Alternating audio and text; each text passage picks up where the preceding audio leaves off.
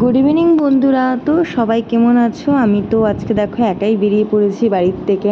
কি করব, ভালো লাগছিল তো ভাবলাম যাই। প্রত্যেক দিন তো হাজব্যান্ডের সাথে যাই, না হলে মার সাথে যাই, মা থাকলে, বাট আজকে হলো নিজেই যাই। অনেক দিন ধরে একা কোথাও যাই না, কয়েক মাস হয়ে গেল। তো হাজব্যান্ডকে বললাম তুমি বাড়িতে থাকো, আমি একটু কসমস থেকে ঘুরে আসি। বললো একাই যাবে? আমি বলছি হ্যাঁ একা যাই। আগে তো আমি একাই যেতাম, জব যখন করতাম, মন ভালো না লাগলে একাই বেরিয়ে পড়তাম।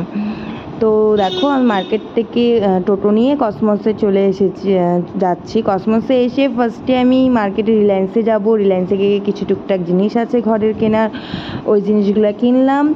দেন আমি ভাবছি যে কী নেওয়া যায়।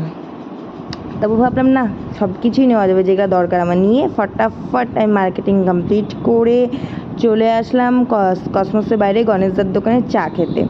দার্জিলিং চা নিলাম একটা, আর একটা বিস্কিট। তো চাটা খুব টেস্টি ছিল, শরীরটা ভালো হয়ে গেল চা খেয়ে, আমার মাথা ব্যথা কমে গেল। তারপরে বরের জন্য নিলাম চিকেন শর্মা, ওইখানকার চিকেন শর্মা খুব ভালোবাসে। দেন শর্মা নিয়ে আমি বেরিয়ে পড়লাম বাড়ি যাওয়ার উদ্দেশ্যে। দেন টোটোতেই বসলাম, যেহেতু গাড়ি বন্ধ ছিল। তো বাড়ি যাচ্ছি। খুব ভালো লাগছে আজকে অনেক দিন পর একা বেরিয়ে। তো তোমরা কারা একা একা বেরো মাঝে মাঝে বলো তো আমাকে।